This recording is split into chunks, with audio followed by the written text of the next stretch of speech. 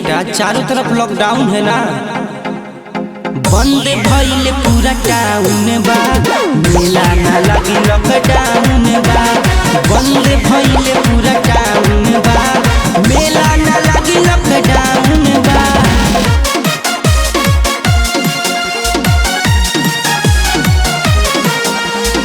Music by R P Chandan studio.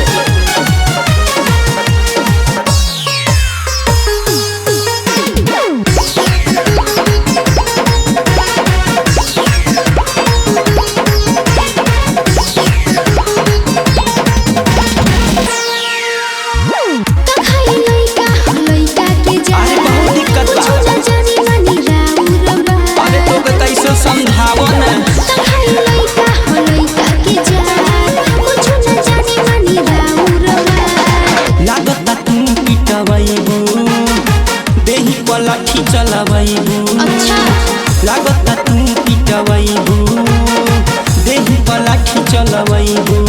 धके मारे वाला बोल कौन बा?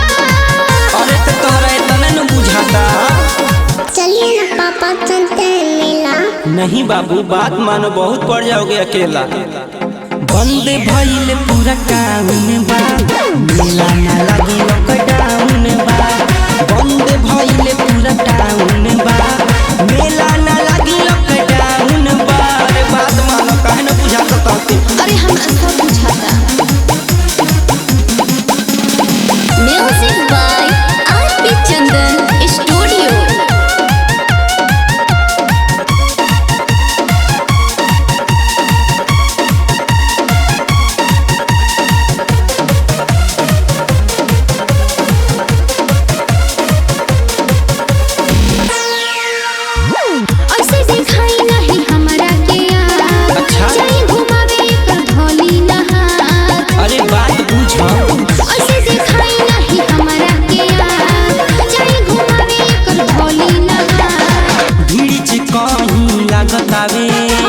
साहब लोग खूबे मारतावे, भीड़ जे कहीं लागतावे।